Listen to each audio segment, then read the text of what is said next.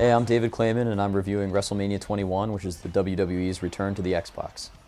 Well, I mean, the first thing I think people are going to notice about this game are definitely the graphics. It's what people have noticed from most of the previews, from the videos, from the screenshots, and it has excellent graphics. This is partially due to the excellent player models.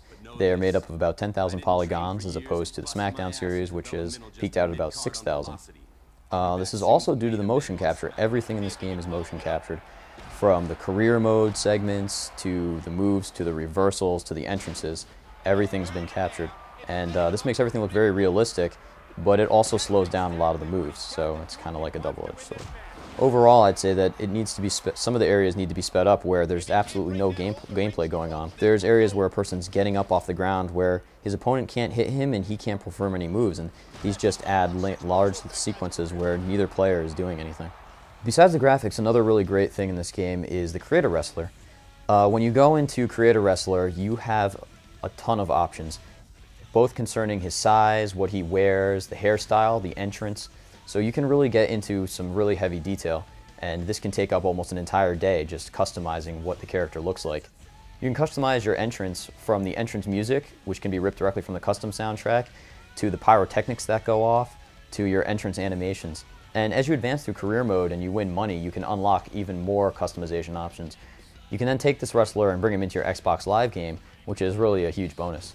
The menu by which you create the character is a little bit clunky. You go over a t-shirt, you go over shirtless, and seeing what your character looks like with these options selected.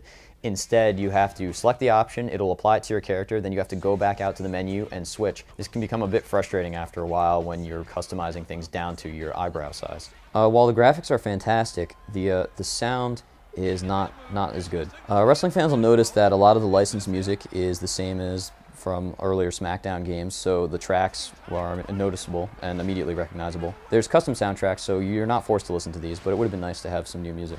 The announcers and the wrestlers all did their own voice work. This is a positive, except that a lot of the voiceover work sounds very wooden and out of place, and it doesn't really mesh with the animations, which are a lot slower than usual. The announcers are also using a lot of canned phrasing. This has always been a problem in wrestling games where when you hear something different from maybe one match to the next, by that third match, you're going to have heard all the canned phrases that are going to appear in the game.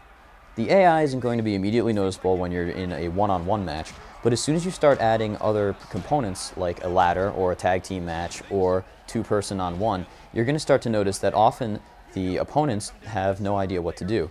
So if you're in a normal one-on-one match and a third person enters the ring and you start to get double teamed, the third person walks around the ring a lot, they do a lot of taunts, but they really have trouble engaging you in the battle. Basically, the experience of a match strike feels a little bit broken because when you go in for a strike, you're never really sure if it's going to connect or not. And the punishment for missing a strike is huge. You miss the strike, you writhe on the ground, and then your opponent gets up before you can and can apply another move to you. Problems with match strikes continues when you're talking about submission moves. When the difficulty is turned up, so you're fighting a bunch of pros, once they get you into a fall, they can apply an arm lock while your character is trying to recover. They can then reapply the same arm lock over and over and over again because you don't recover quickly enough. On the easier difficulty settings, this works in the opposite direction. You can apply the same match strike, whether it's a submission or an elbow drop, over and over again until the computer has been completely beaten. Inevitably, you're going to figure out, or your opponent's going to figure out, that you can apply a series of the same types of submissions or the same type of fall strikes that's going to win you the match no matter what. So when you take all of these points just by themselves, it doesn't really make for a bad game, but when you start adding them together, you end up with some really frustrating gameplay. In my opinion, if you took this game's gameplay and swapped it out with one of the SmackDown series, but kept the visuals and the online component, you'd have a really amazing wrestling game, a legitimate 9.0. If you must have a wrestling game on Xbox, or you're only going to play multiplayer or on Xbox Live, this game can offer you some fun. However, the single-player game has a few too many flaws to really make it a consistently fun experience. The Create a Wrestler modes and the presentations in terms of graphics are really outstanding. Hopefully these will be meshed with some better gameplay in the future. Wrestling fans should definitely give this game a shot, but you should probably rent it before you make an impulse purchase.